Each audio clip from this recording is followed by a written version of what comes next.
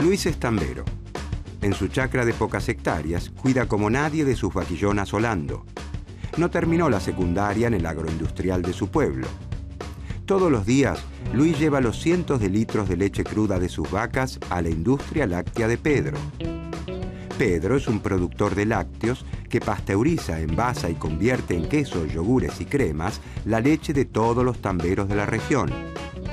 Pedro tuvo la oportunidad de estudiar, de especializarse en los procesos de los distintos productos de la industria láctea y tiene un ingreso muy superior al de Luis.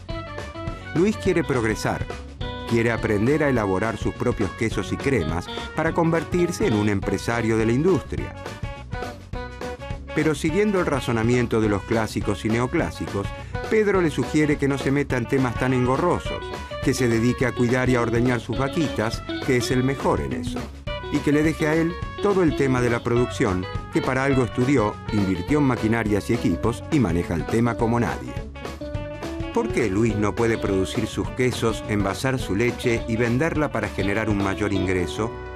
¿Por qué ocurre algo parecido con los países que parecen destinados a especializarse en una única actividad y no pueden producir bienes de mayor calidad tecnológica para venderlos al resto del mundo y generar así una mayor riqueza para su pueblo? ¿Qué escuela de pensamiento económico podrá ayudarnos a entender estas cuestiones?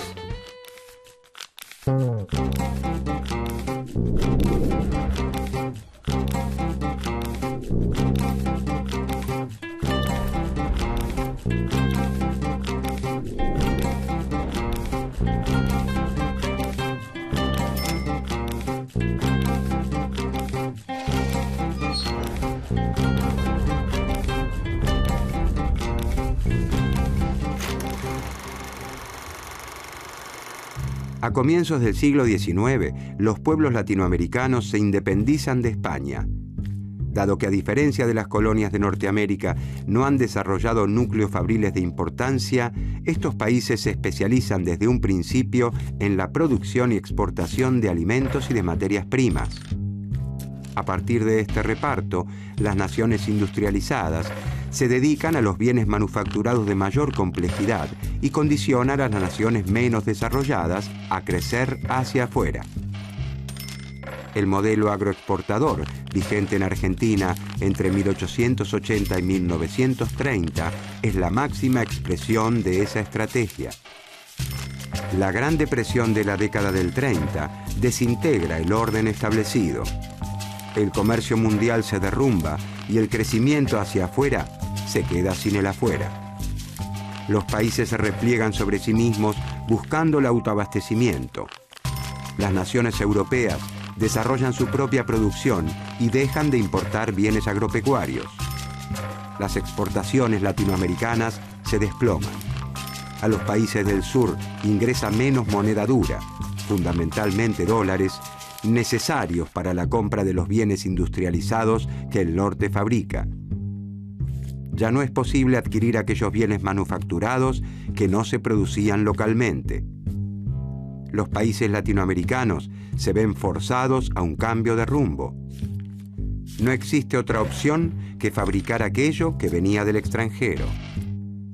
Sin proponérselo ni desearlo inicialmente, comienzan a desarrollarse procesos industriales que sustituyen importaciones por producción local.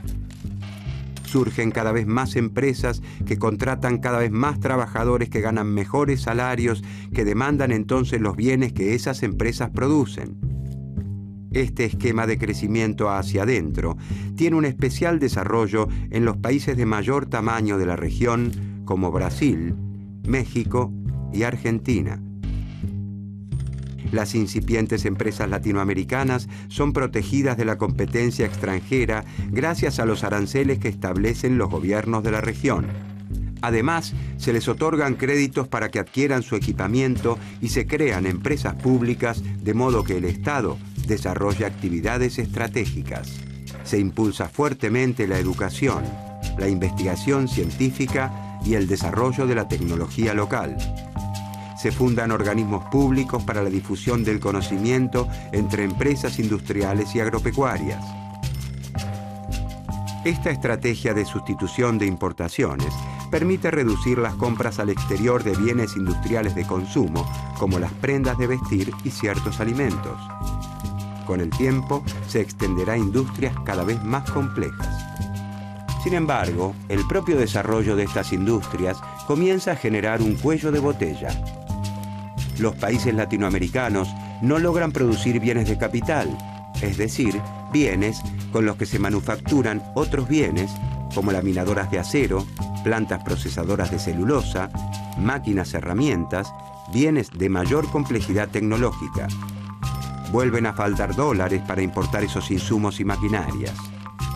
En ese contexto, buscando superar esos desafíos, surge el pensamiento estructuralista latinoamericano.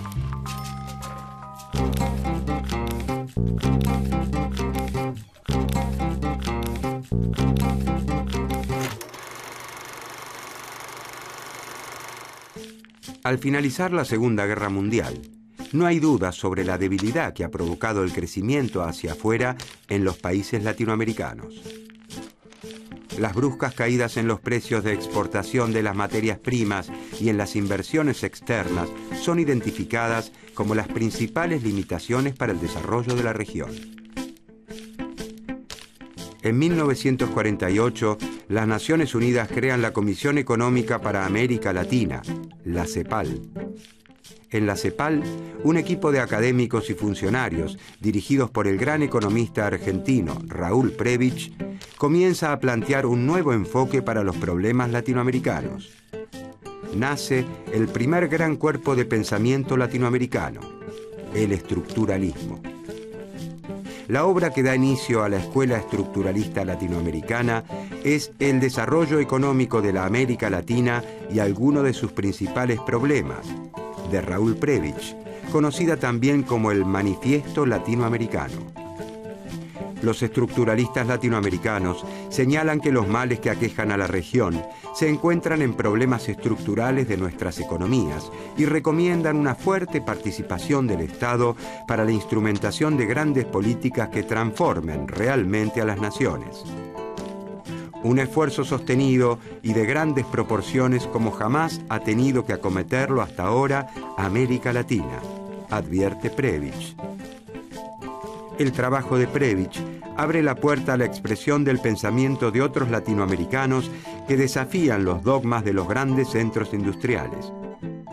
Celso Furtado en Brasil, Aníbal Pinto en Chile y Aldo Ferrer en Argentina, entre otros.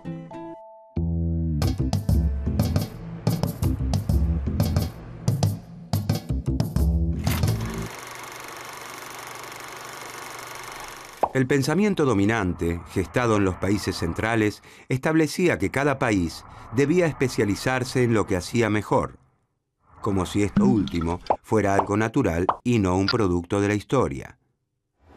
Según esa división internacional del trabajo, los países latinoamericanos, al contar con abundantes recursos naturales, han sido condenados a la producción de bienes primarios, y a los países centrales, que disponen de abundante capital, les corresponde dedicarse a los bienes industrializados que requieren de tecnologías más modernas. Los estructuralistas se preguntan entonces, ¿por qué no podemos producir en América Latina bienes industrializados que se pueden vender más caros en el resto del mundo y que generan una mayor riqueza para nuestros países? Los estructuralistas señalan entonces que existen dos polos con desempeños y realidades bien diferentes, el centro y la periferia. Pertenecen al centro los países que marcan el rumbo de la economía mundial, naciones industrializadas con poco desempleo y altos niveles de vida, con gran influencia en los mercados y en el sistema financiero internacional. A la periferia la conforman los países con estructuras productivas menos desarrolladas que conviven con altos niveles de desempleo, de pobreza y sujetos a las reglas de juego establecidas por los países centrales. Para los estructuralistas, las diferencias entre el centro y la periferia no se resuelven con el paso del tiempo, sino todo lo contrario. Tienden a acentuarse y son cada vez más amplias. El subdesarrollo es un modo de ser específico en ciertas naciones que requiere políticas públicas particulares para resolverlo.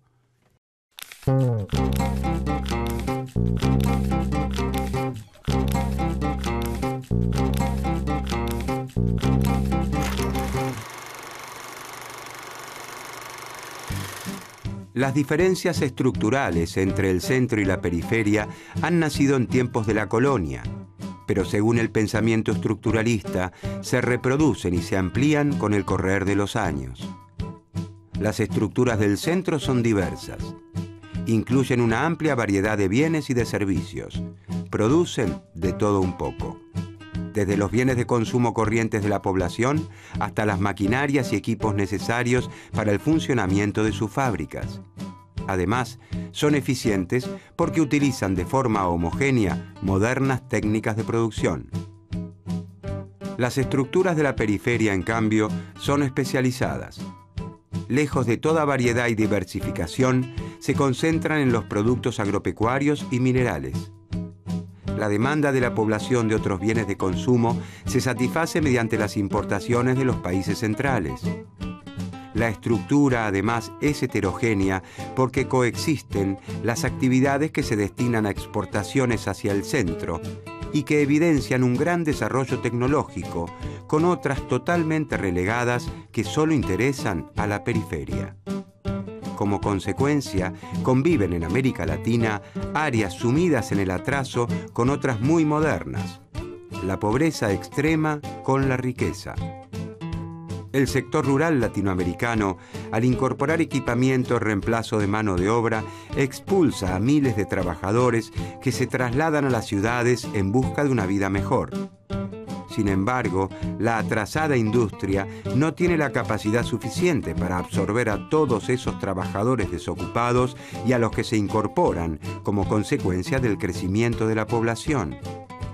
De esta forma, una porción mayoritaria queda relegada y vive en pésimas condiciones en los barrios marginales que rodean las ciudades.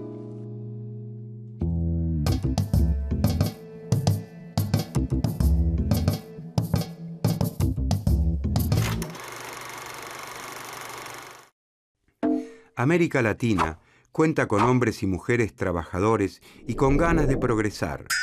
Abunda en recursos naturales de los más diversos y cuenta con empresas grandes, medianas y pequeñas en las diversas ramas de actividad. Pero le falta un ingrediente insustituible para seguir creciendo. No puede fabricar por sí misma dólares. Ni los pesos argentinos, chilenos, uruguayos, ni los reales brasileños sirven para comprar maquinaria importada. Se necesitan dólares contantes y sonantes.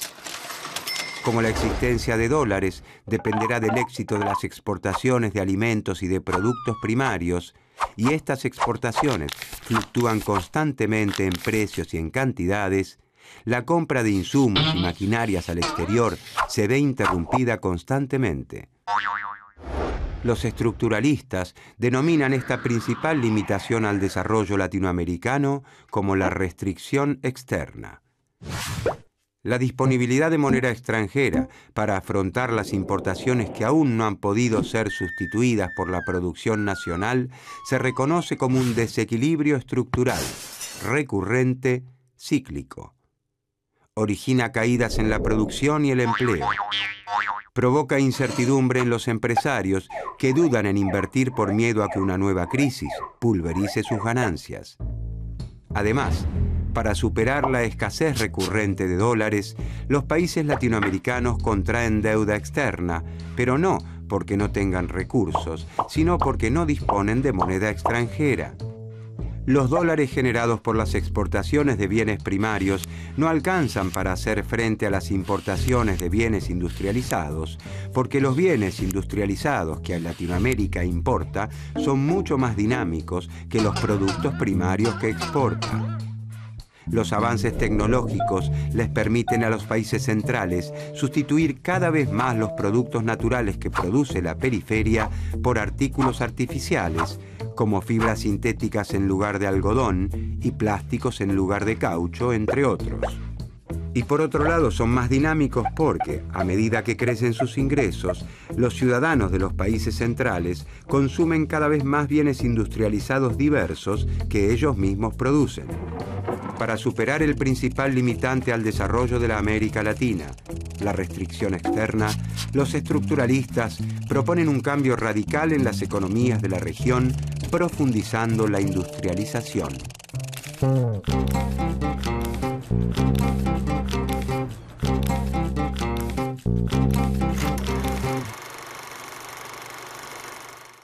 Los estructuralistas creen que América Latina debe profundizar la industrialización que inicialmente surgió de manera espontánea después de la crisis de los 30.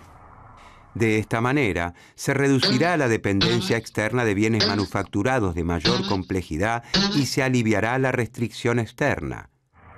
Al no depender de la importación de bienes de capital e insumos, el crecimiento de la región no se verá limitado por la falta de moneda extranjera.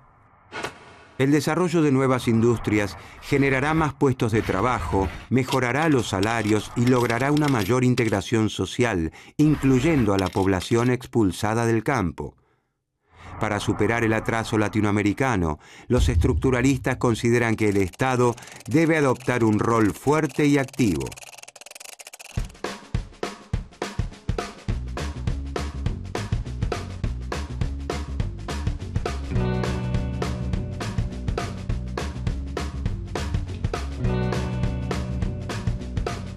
Con mucho esfuerzo, Luis, el tambero, ha estudiado una tecnicatura en procesos de la industria láctea, un plan de capacitación que el Estado lanzó para alentar el desarrollo de los productores. Con ese conocimiento, y gracias a un préstamo gubernamental que se les otorgó a todos los que completaron el curso, Luis se animó a producir sus quesos artesanales, sus mantecas. Después de varias idas y vueltas, Luis logró la primer gran aceptación de sus productos, la de su familia y sus vecinos, que los incorporaron de buen grado a la dieta diaria. Sin embargo, Luis sabe que, si quiere hacer de su emprendimiento una industria como la de Pedro, debe llegar con sus productos más allá de los límites de su campo. Necesitará más leche para procesar y sobre todo maquinarias, centrifugadoras, pasteurizadoras, cámaras, envasadoras. ¿Cómo podrá hacer Luis para desarrollar su emprendimiento y llegar algún día a competir con los productos de Pedro el Industrial? ¿Qué más tienen para aportar en ese sentido los estructuralistas sobre el desarrollo de la economía de la región?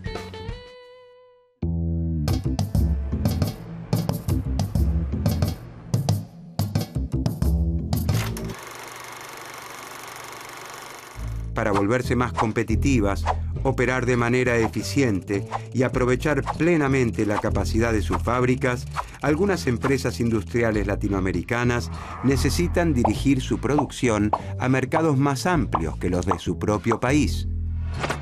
Y para lograrlo, los estructuralistas promueven la integración latinoamericana. Para eso es clave un proceso de integración regional que aliente una competencia controlada entre los países y la constitución de un mercado común latinoamericano. Ese mercado común permitirá que las empresas latinoamericanas que necesitan una demanda mayor para ser eficientes puedan lograrlo. Y será una plataforma de aprendizaje para incrementar la eficiencia de las empresas industriales que en un futuro podrán llegar a exportar a los países centrales.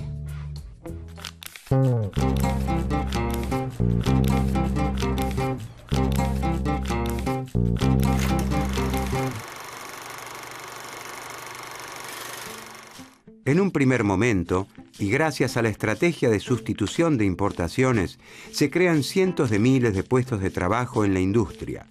Los trabajadores reciben mejores salarios y la pobreza se reduce notablemente en toda América Latina. Sin embargo, la restricción externa no puede resolverse. Las nuevas industrias requieren insumos, maquinarias y repuestos del exterior. Además, las empresas transnacionales instaladas en la región envían gran parte de los beneficios a sus países de origen y agudizan la escasez de moneda extranjera. Las industrias nacionales no logran exportar al resto del mundo y las que sobreviven lo hacen gracias a políticas proteccionistas permanentes que les permiten competir. Un grupo de pensadores latinoamericanos, los teóricos de la dependencia, adoptan posturas más radicales que los estructuralistas y proponen el socialismo como vía alternativa. La crisis derivada del shock del petróleo en 1973 y 1974, que encarece abruptamente el precio de este insumo fundamental, es un duro golpe para la sustitución de importaciones y siembra el terreno para el predominio de las políticas neoliberales durante el último cuarto del siglo XX en América Latina. En Chile y Argentina, el liberalismo regresa con fuerza de la mano de regímenes militares de una violencia inusitada. Los dictadores y sus técnicos aseguran que los problemas latinoamericanos se deben a la excesiva intervención del Estado en la economía y que los países tienen que aceptar el lugar que se les ha asignado en la División Internacional del Trabajo, especializándose en los bienes primarios para los que se encuentran mejor dotados y terminar con la protección a la industria para que sobrevivan las empresas industriales capaces de competir con las grandes empresas de los países centrales. Durante los últimos años, Latinoamérica viene desarrollando una nueva etapa, una concepción alternativa del orden económico internacional. El pensamiento estructuralista vuelve a cobrar gran actualidad.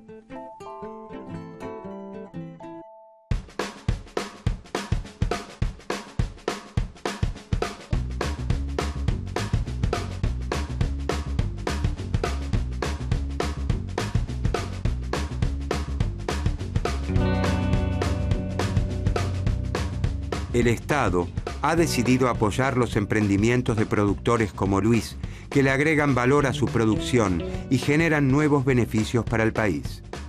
Luis se asoció con otros productores lácteos de la región con los que compartía las mismas ansias de progreso. Juntos se establecieron como una cooperativa.